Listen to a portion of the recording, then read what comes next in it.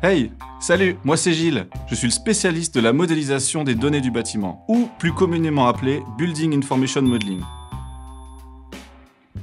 Au CFL, avant de se lancer dans la construction de certaines nouvelles infrastructures ou bâtiments, nous faisons produire des maquettes 3D qui intègrent toutes les données possibles et facilitent ensuite le travail de chantier. C'est technique, mais pas si compliqué, et je vais essayer de vous expliquer comment ça marche.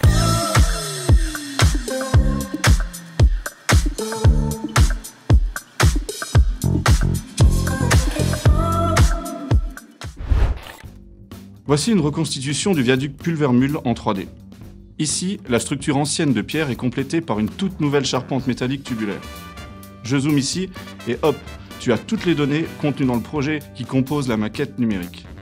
Il n'y a qu'au CFL que je peux travailler sur des projets d'une aussi grande ampleur, des projets complexes et surtout innovants.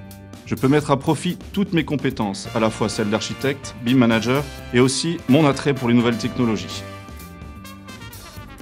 Je me suis toujours intéressé à l'architecture.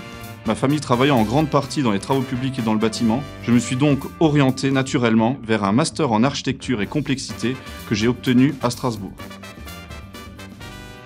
J'adore être derrière mes écrans, mais j'aime tout autant le terrain. Ma passion, c'est de passer du dessin ou de la modélisation à la coordination du chantier. Le terrain, c'est passionnant. On voit les projets qu'on a pensés et modélisés s'édifier devant soi. Penchons-nous maintenant sur la conception du bâtiment P+R de Trois-Vierges. Il est prévu pour 2023. Ce gros bâtiment de parking situé juste à côté de la gare, c'est l'un des premiers ouvrages conçus en utilisant le processus BIM Level 3 au CFL. Architectes, ingénieurs électricité, ingénieurs stabilité et autres intervenants ont tous travaillé quasi simultanément sur un seul modèle. C'est un peu comme construire le bâtiment en 3D avant de le construire sur le chantier. Il ne s'agit pas simplement d'une modélisation en 3D. La maquette renseigne par exemple sur les propriétés physiques et mécaniques des infrastructures. Les données et calculs intégrés permettent de générer des designs d'une grande exactitude. Le BIM est un processus de travail qui a pour but d'augmenter la qualité.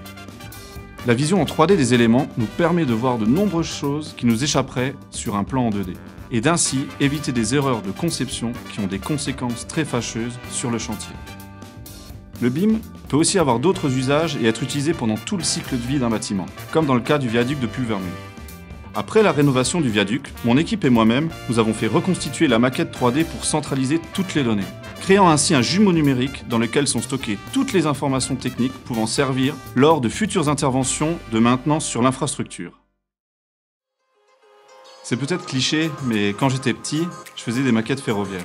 Maintenant, ce sont des maquettes en 3D. Je m'amuse tout autant, sauf qu'aujourd'hui, j'en ai fait mon métier. Si comme moi, vous rêvez de contribuer à dessiner le paysage luxembourgeois, envoyez votre candidature.